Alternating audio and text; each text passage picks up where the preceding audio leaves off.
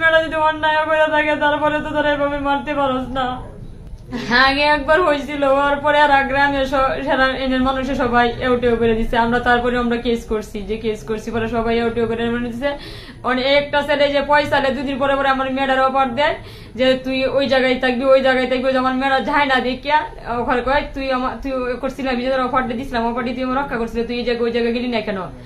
এ লেগে তোর এখন আমি তোর যা করার কাম তাই করবো। আমি মঞ্জা মারালে আমার মেয়ে বাসা থেকে গেছে, আমার মেয়ে বাসা থেকে গেলে পরে ওই যে ওইদিকে যাইতেছে প্রায় ওই জামাইয়ের বাড়ির কাছাকাছি গেলে যাওয়ার পরে ওই থেকে ওরা ধরে গিয়ে ধরে আনছে, ধরে আনিয়া তারপর উন্নাড়া বলি ফালাই দিছে, উন্নাড়া ফালাই দিয়ে কখন তোর মান সম্মান শেষ হোক।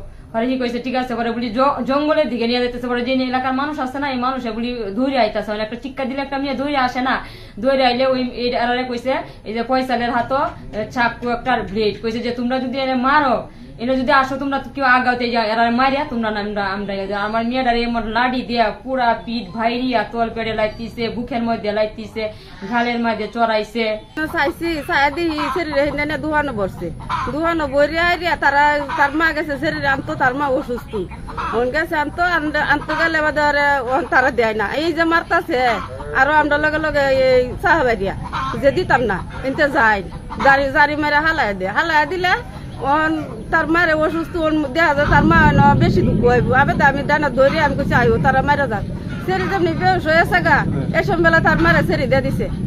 ওরা টেনে এসেছে আমাদের এলাকাতে নিয়ে আসতেছে। আমি বলছি কি হয়েছে বলো আমাকে বলো। ওরা বলতেছে আমার সাথে তোমার জামার সাথে ওরা ধরছে কি হয়েছে। আমি বলতেছি এটা আমাদের কাছে ছেড়ে দেয়। ওরা বলতেছে না এটা আমরা দেখবো। তারপরে আমাদের এলাকায় নিয়ে আসার পরে আমার সাথে বলে জামাইকে খুব মারছে, প্রচুর মারছে এবং আমার বোনকে আমার সামনে খুব মারছে। আমি হাত করলে বেড়াইতে যেতেছিলাম তখন আমাদের একটা পাইয়া হয়েছে আমার মার্কেট করে আমার লাথি মাথিতে আর শেষ করেছে।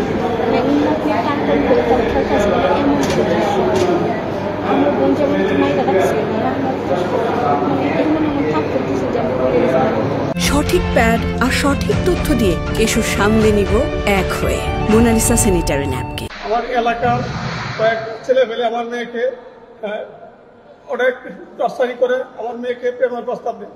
আমার মেয়ে সেটা প্রত্যাখ্যান করার পরে আমার মেয়ের উপরে অনেক জুলুম অত্যাচার করে এবং আগে একবার আমি এই জন্য তারাই জিডি করছিলাম। তারাতে পুলিশ গেছে, পুলিশ গিয়া ওদেরকে শাসায় আসছে এবং গ্রামের কিছু মাতব্বর দুলাল আতা মকবুল আকাশ ওরা এটা বলছে আমরা মীমাংসা করে দেবো আর কোনদিন এই ছেলেরা তোমার মেয়ের দিয়ে তাকাবো না, স্কুলে যাওয়া আসা কোনো ডিস্টার্ব করবো না।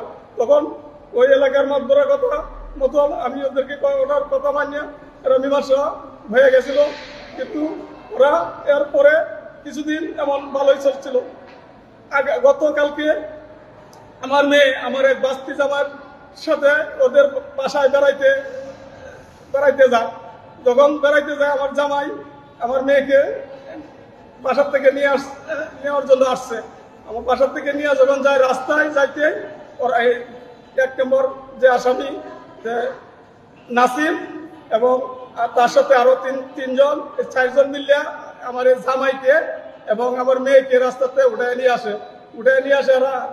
আসা এক এনআইটিভি রাস্তার পিছনে নিয়ে কিছু জঙ্গল টঙ্গল আছে এখানে ওরা পিঠায় আমার মেয়েকে ওই জামাইকে পিটাইতে অজ্ঞান করে ফেলা এবং বলে যে কেন আমার সাথে আমাকে কেন বিয়ে করবে না, পিটাইতে অজ্ঞান করে ফেলা। তখন আমার বড় মেয়ে বাসার থেকে ফোন করে যে পিটি তুই কোথায়।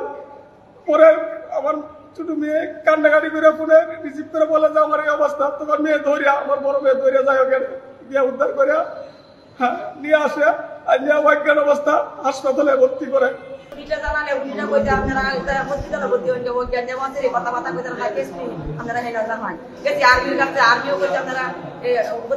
সুস্থ করুন যে আমরা একটা ব্যবস্থা